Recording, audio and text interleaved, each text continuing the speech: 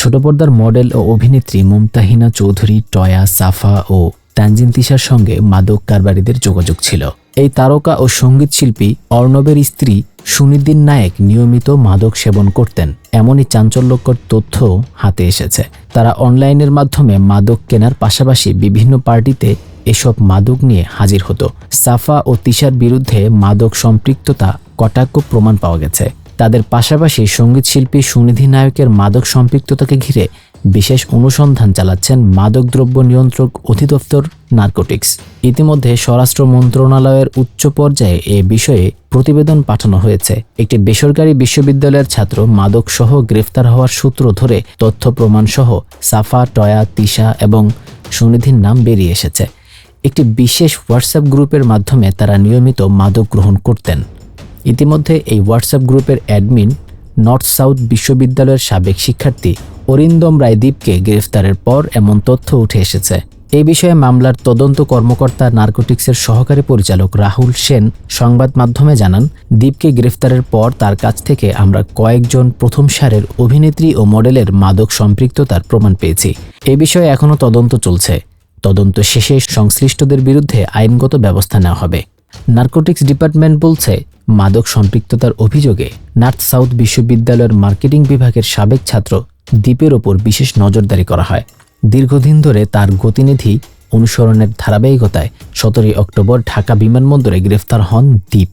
এ সময় তার কাছ থেকে বিপুল পরিমাণের সীসা, MDMA, LSD ও কুশসহ বেশ কিছু মাদক উদ্ধার করা হয়। পরে নার্কোটিক্সের একটি বিশেষায়িত টিম দীপকে 2 দিনের রিমান্ডে রেখে জিজ্ঞাসাবাদ করে। তদন্ত সংশ্লিষ্টরা জানান, মাদক ব্যবসার বিষয়ে মৌখিক স্বীকারোক্তির এক পর্যায়ে দীপের মোবাইল ফোনের কল লিস্টেও হোয়াটসঅ্যাপে চ্যাটিং পরীক্ষা করা হয়। এতে জনপ্রিয় টয়া, সাফা ও তিশার মাদক সম্পৃক্ততার তথ্য মেলে। এমনকি তাদের পক্ষ থেকে দেওয়া মাদকের অর্ডার সংক্রান্ত কয়েকটি সুনির্দিষ্ট হোয়াটসঅ্যাপ চ্যাটিং রেকর্ড পাওয়া যায়। সংশ্লিষ্টরা আরও জানান, দীপের হোয়াটসঅ্যাপ গ্রুপে সাফা, টয়া, তিশা এবং সুনীতি নায়কের নামে সেভ করা কয়েকটি নম্বর থেকে নিয়মিত মাদকের অর্ডার দেওয়ার প্রমাণ পাওয়া যায়। পরে নাম্বারগুলো যাচাইয়ের পর সেই নাম্বারগুলোর রেজিস্ট্রেশন রেকর্ডও সংগ্রহ করা হয়। এতে দেখা যায় সংশ্লিষ্ট নাম্বারগুলো সাফা এবং টয়া নামের রেজিস্ট্রেশনকৃত, তবে তানজিন তিশার নম্বরটি রেজিস্ট্রেশন করা হয়েছে তার মা উম্মে সালমান নামে। চ্যাটিং রেকর্ডের স্ক্রিনশটে দেখা যায় চলতি বছরের 23 এপ্রিল সাফা তার মোবাইল থেকে 3টি MDMA অর্ডার দেন। এই জন্য দীপের হোয়াটসঅ্যাপে তিনি লেখেন, দিতে পারবা আমাকে? পাল্টা বার্তায় দীপ লেখেন, দাঁড়াও। সাফা লেখেন, ওকে। এরপর দীপ লেখেন, কিভাবে নিবা? যাওয়ার পথে? সাফা বললেন, আমি চেষ্টা করব।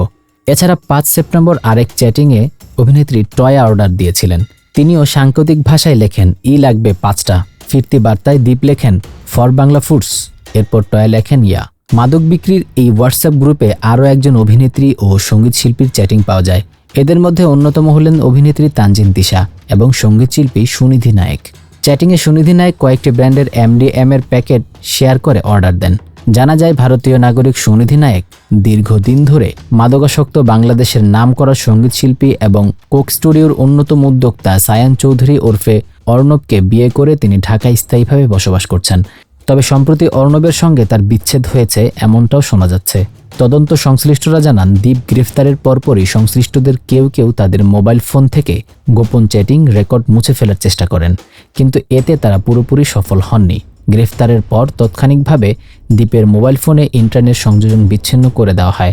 এতে মাদক কেনাবেচা সংক্রান্ত রেকর্ডিং মুছে ফেলা সম্ভব হয়নি।